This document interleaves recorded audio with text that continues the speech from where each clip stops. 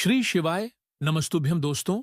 ठंड के मौसम में शिवजी पर ठंडा या गर्म कौन सा जल चढ़ाएं, जानने के लिए वीडियो के अंत तक बने रहे। तो दोस्तों, जैसा कि आप सभी जानते ही हैं, अब ठंड का मौसम शुरू होने वाला है। सुबह सुबह नहाने का नाम लेते ही शरीर कांप उठता है और ठंडे पानी का नाम सुनते ही मन कहता है, नहीं भाई, आज तो गुनगुने पानी से ही काम चलाते हैं। लेकिन दोस्तों, ऐसे में एक सवाल बहुत से लोगों के मन में आता है कि जब हमें ठंडे पानी से डर लगता है, तो हम अपने भोलेनाथ पर बर्फ जैसा ठंडा जल क्यों चढ़ाते हैं? क्या भगवान शिव को ठंड नहीं लगती होगी? या फिर क्या हमें ठंड में शिवलिंग पर गर्म जल चढ़ाना चाहिए?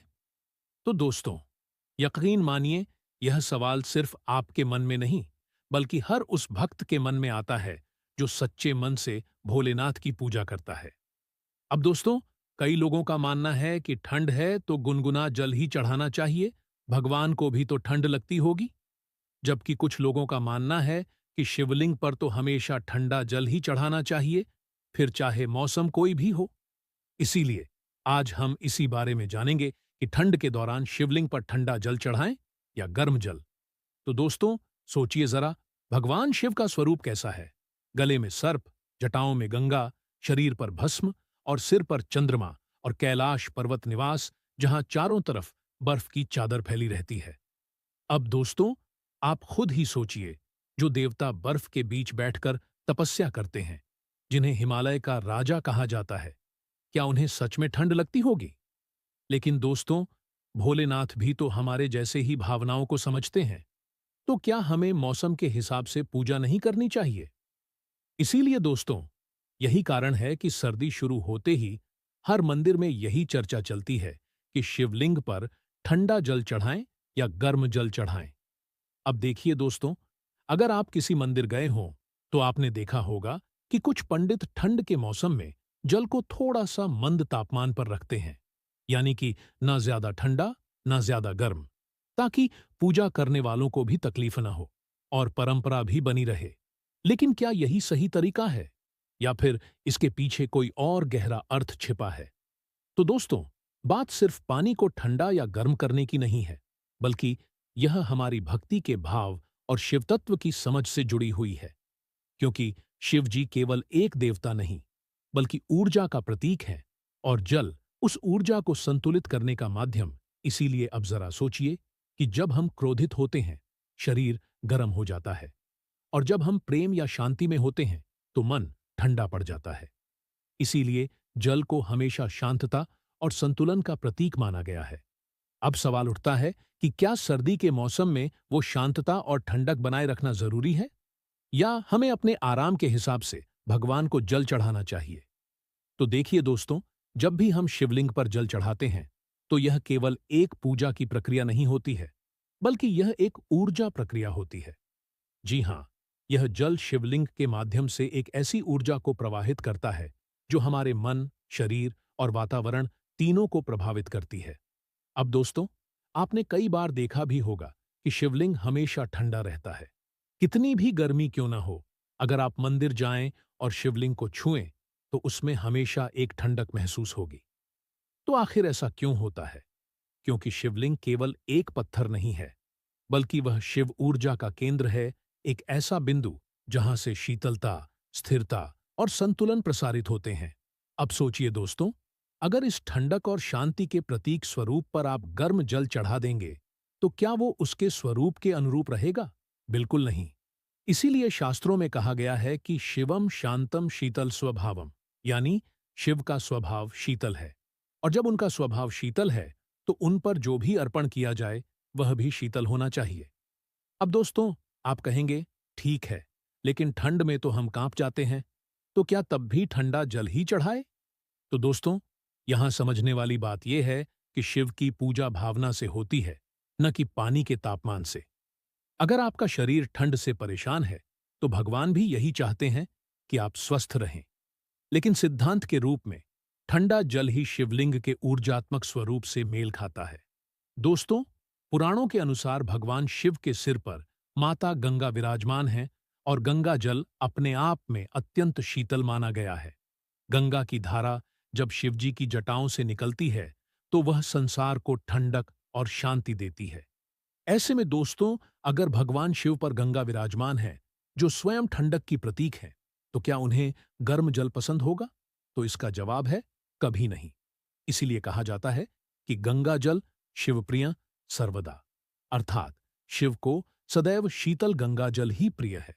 अब दोस्तों, हमारे शरीर और मन में 5 तत्व होते हैं: पृथ्वी, जल, अग्नि, वायु और आकाश।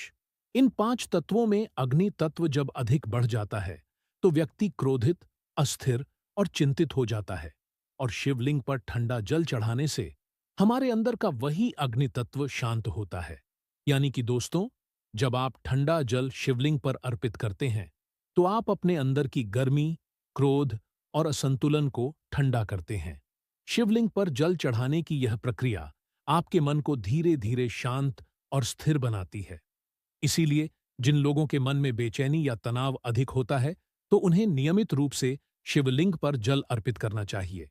अब दोस्तों, सोचिए जरा कि अगर हम ठंड के डर से गर्म जल चढ़ाना शुरू कर दें, तो क्या वह शीतल ऊर्जा वैसी ही रहेगी?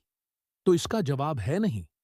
इसीलिए शास्त्रों ने कहा है कि शिवोपासना शीतलेन भावेनैव करणीया, यानी कि शिव की उपासना हमेशा शीतल भाव से करनी चाहिए।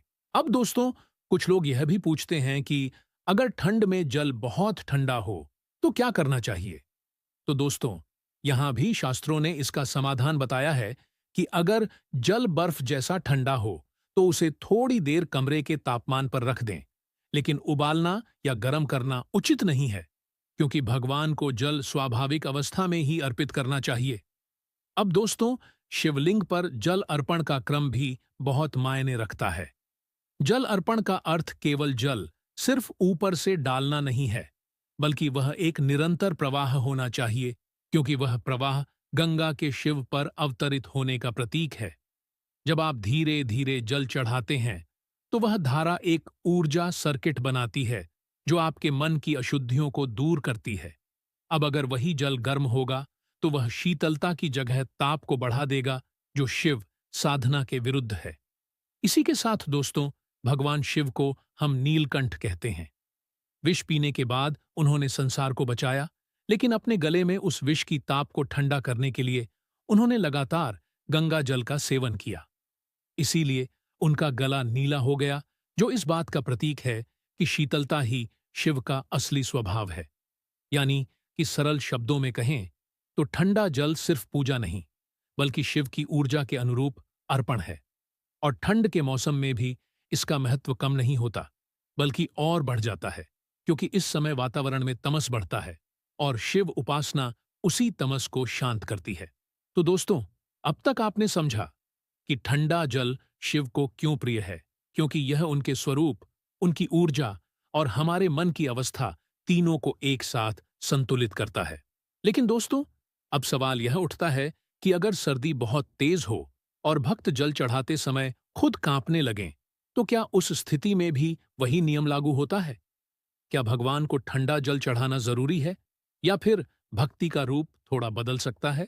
तो दोस्तों, इसे जानने से पहले यदि आपने अभी तक भगवान शिव की इस वीडियो को लाइक नहीं किया है, तो लाइक करें, चैनल को सब्सक्राइब करें और कमेंट बॉक्स में ओम नमः शिवाय या हर हर महादेव जरूर लिखें। तो दोस्तों, जैसा कि आप सभी जानते हैं कि अब ठंड का मौसम धीरे धीरे अपनी चरम सीमा पर पहुंचने लगा है। सुबह उठते ही ठंडी हवाएं हड्डियों तक चुभती हैं, हाथ पैर सुन्न हो जाते हैं, और अगर किसी को मंदिर जाकर जल चढ़ाना हो, तो सच कहिए, पहली सांस में ही पूरा शरीर कांप उठता है। ऐसे में बहुत से भक्तों के मन में एक सवाल बार बार उठता है कि भोलेनाथ तो हमारे जैसे हैं, वो हमारे मन को जानते हैं, तो क्या ठंड में हम ठंडा जल न चढ़ाकर थोड़ा गुनगुना जल चढ़ा सकते हैं?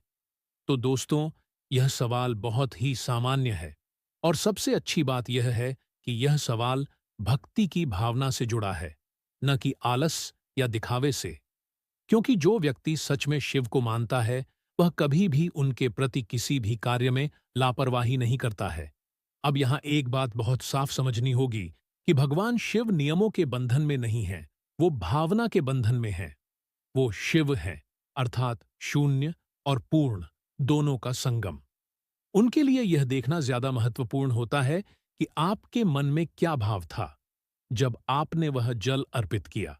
अगर आपके मन में यह भाव था कि भोलेनाथ, आज बहुत ठंड है, मेरा शरीर कांप रहा है, लेकिन फिर भी मैं आपके चरणों में जल अर्पित करने आया हूं, तो यकीन मानिए दोस्तों, उस ठंडे जल से भी अधिक गर्म भक्ति की लहरें आपके भीतर से उठ रही होती हैं।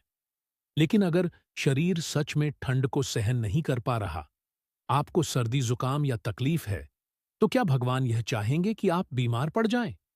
तो इसका जवाब है नहीं, क्योंकि भोलेनाथ करुणा के सागर हैं।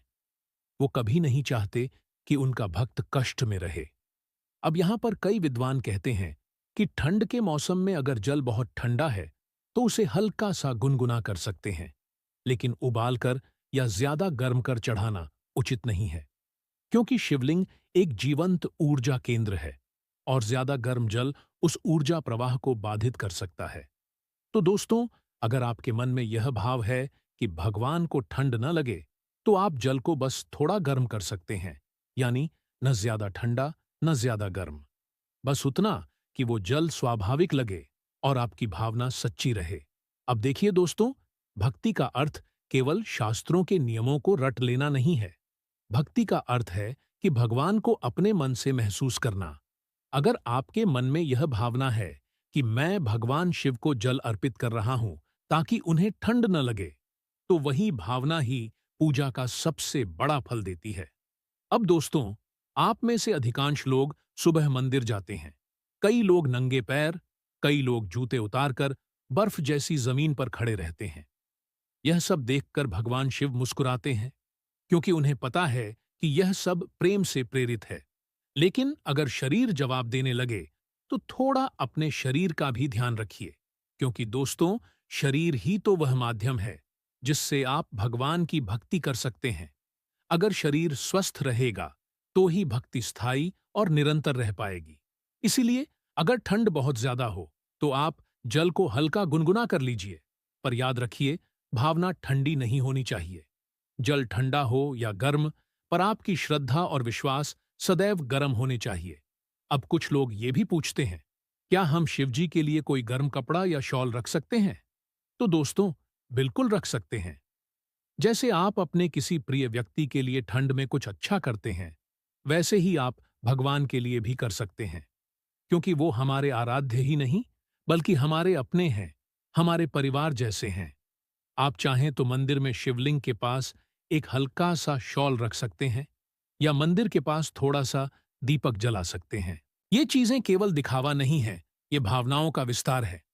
और दोस्तों, सबसे अच्छी बात है कि जब आप ऐसा करते हैं, तो आपका मन भी भीतर से एक गर्माहट महसूस करता है, एक शांति, एक संतोष कि हाँ, मैंने आज अपने भोलेनाथ के लिए कुछ किया। और दोस्तों, यही है सच्ची पूजा। भगवान शिव के लिए न सोने की घंटियां चाहिए, न बड़े बड़े हवन।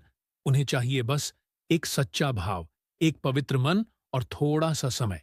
इसलिए अगर ठंड में जल चढ़ाते हुए आपके मन में यह भाव है कि भगवान को ठंड लग जाएगी, तो वह भावना ही सबसे सुंदर भेंट है। आप चाहे थोड़ा गर्म जल चढ़ाएं या ठंडा, आपकी श्रद्धा ही वह माध्यम है जिससे भोलेनाथ तक आपकी भक्ति पहुंचती है। और हां, यह मत भूलिए कि भगवान शिव तपस्वी हैं। वो कैलाश की बर्फीली चोटियों पर विराजते हैं। उनका शरीर भस्म से ढका है। उनके गले में विष है, यानी कि उन्हें ठंड और गर्म का कोई फर्क नहीं पड़ता। पर फर्क उन्हें आपके मन के तापमान से जरूर पड़ता है। अगर आपका मन भक्ति से गर्म है, तो शिव सदा प्रसन्न रहेंगे, चाहे आप ठंडे जल से पूजन करें या गर्म जल से। लेकिन दोस्तों, अब एक और सवाल उठता है कि क्या सिर्फ जल चढ़ाना ही काफी है, या ठंड के मौसम में हम भगवान शिव की विशेष सेवा भी कर सकते हैं, जैसे उन्हें शॉल ओढ़ाना, मंदिर में हीटर लगाना या उनके आसपास का वातावरण गर्म रखना? क्या यह सब करना उचित है? क्या इससे भगवान प्रसन्न होंगे या यह अति मानी जाएगी? तो दोस्तों, अब जानते हैं कि ठंड के इस मौसम में हम भगवान शिव की सेवा कैसे करें, ताकि हमारी भक्ति और भी गहरी और सार्थक बन सके। शिवलिंग के पास वातावरण गर्म बनाए रखें दोस्तों। सबसे पहली और सरल सेवा है, मंदिर या घर में जहां शिवलिंग स्थापित हो, वहां का वातावरण थोड़ा गर्म रखें। अगर आप घर में शिवलिंग की पूजा करते हैं तो कोशिश करें कि वहां हवा का सीधा झोंका न लगे। शिवलिंग के पास एक छोटा सा दीपक जलाना बहुत शुभ माना जाता है, क्योंकि दीपक का प्रकाश न केवल वातावरण को गर्म रखता है बल्कि ऊर्जा का प्रवाह भी बनाए रखता है। और दोस्तों, यह वही ऊर्जा है जो आपके जीवन में सकारात्मकता फैलाती है। इसी के साथ दोस्तों, दीप सेवा, ठंड के मौसम की सबसे पवित्र भक्ति। ठंड के दिनों में सूर्य की रोशनी देर से निकलती है और जल्दी ढल जाती है।